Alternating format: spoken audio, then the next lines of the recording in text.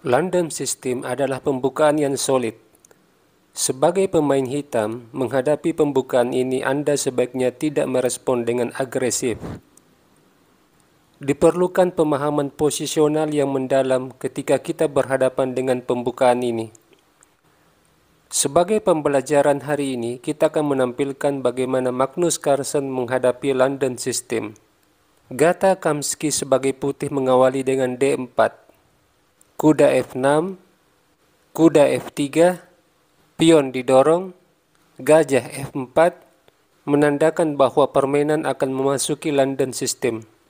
Jika sebelumnya Carlsen sering merespon dengan pion D5, di sini Carlsen melangkah pion C5. Dan langkah natural dari putih E3. Pertukaran pion, B6, bersiap fianchetto gajah, C3, memperkuat pion sentrum juga membuka jalan bagi menteri. Gajah B7, kuda D2, gajah E7, pion H3, rokade, pengembangan gajah, pion D6, mengontrol petak E5. Carlsen memiliki strategi posisional menghadapi Kamsky dengan mengontrol pergerakan gajah di diagonal F4 B8 dan berencana mencari celah di sayap menteri. Keberadaan gajah B7 adalah taktik dari Carlsen mengalihkan perhatian Gata Kamsky. Gajah ini sepertinya menakutkan bagi putih dengan mengontrol main diagonal yang mengarah ke sayap raja. Namun, dalam situasi ini, Carlsen sesungguhnya mencari kelemahan putih di sayap menteri. Gata Kamsky lanjut dengan rokade. Kuda D7, lalu benteng dialihkan ke jalur E, dan menteri C7. Meletakkan menteri pada posisi shadowing dengan gajah bukanlah hal yang tabu bagi Carlsen. Selain mengontrol jalur C, hitam juga ingin agar kedua bentengnya terhubung. Kamsky lalu mengambil inisiatif di sayap menteri dengan A4. Carlsen merespon dengan langkah profilaksis A6. Jika pion A5, maka B5. Bila pion C4, pertukaran pion, kuda kali pion, dan hitam mendapat petak outpost bagi kudanya di D5. Menyerang gajah juga mengontrol petak B6. Kuda ini sangat kuat karena tidak ada pion putih yang mengusirnya. Kamsky tidak ingin posisi seperti ini. Di sini dia mengundurkan gajahnya. Carlsen benteng E8, kemudian menteri B3, gajah membuka ruang bagi benteng. Kamsky membawa bentengnya ke baris kedua. Di posisi ini, Carlsen melihat detail posisi yang menjadi pertimbangan dalam melangkah. Ada dua variabel yang dilihat Carlsen. Yang pertama, keberadaan menteri yang terkena shadowing gajah.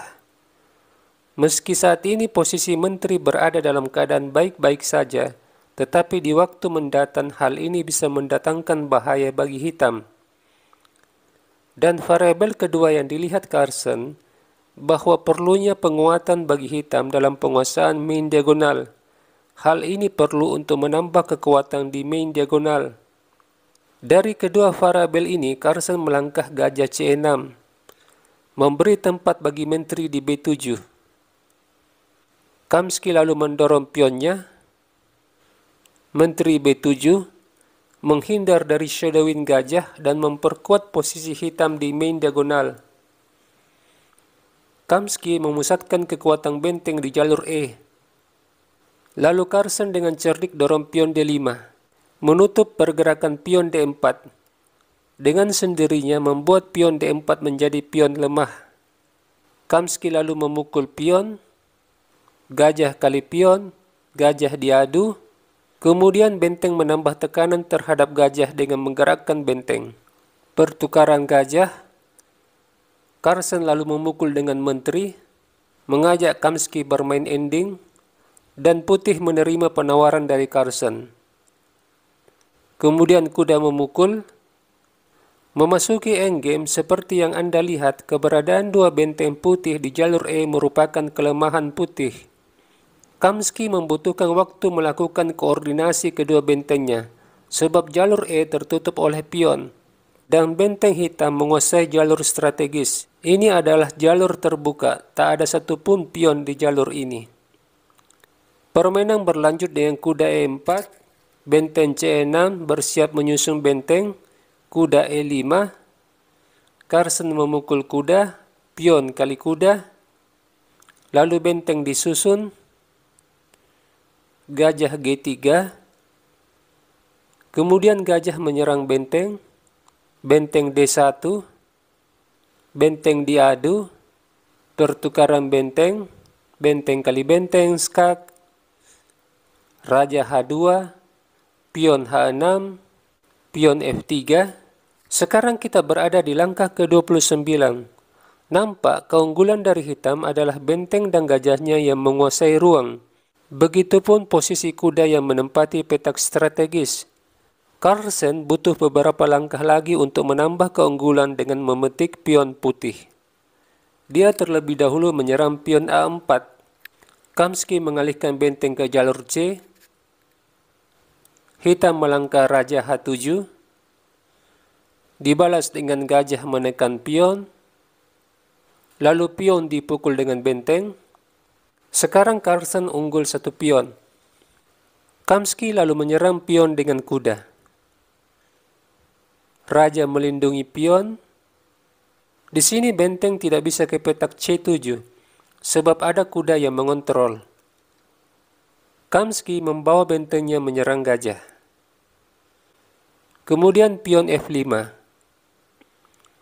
Dan benteng dialihkan ke C6, memberi tekanan terhadap pion. Disusul dengan gajah D2, ancaman skak di F4, Kamsky merespon dengan G3, pion B5, lalu kuda membuka jalan bagi benteng menyerang pion.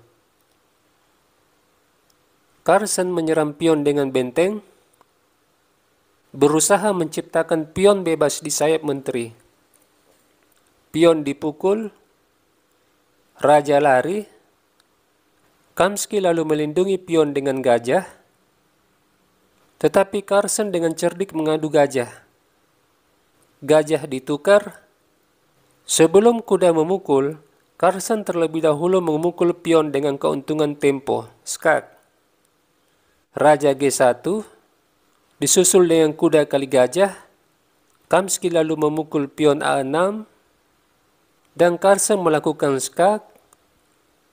Raja menepi, pion dipukul dengan benteng, ancaman terhadap dua pion, pion F4, pion H dipukul, raja G1, Carlsen unggul dua pion, kemenangan tinggal menunggu waktu. Di langkah ke-44, Carlsen membawa kudanya ke petak D5, menyerang pion F4. Dijawab dengan kuda D6, juga menyerang dua pion sekaligus. Kuda pukul pion, hal yang sama juga dilakukan putih. Kemudian benteng menyerang kuda, kuda lari. Pion tersisa dipukul, membuat putih tidak memiliki pion.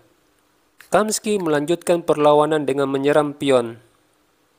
Tetapi kuda skak juga menyerang kuda, dan terjadi pertukaran kuda. Disusul benteng pukul pion, Carlsen mengakhiri perlawanan Kamsky dengan benteng E6. Dua pion bebas sulit dihentikan. Kesimpulan dari video ini adalah melawan London System, Anda harus memiliki pemahaman posisional yang mendalam.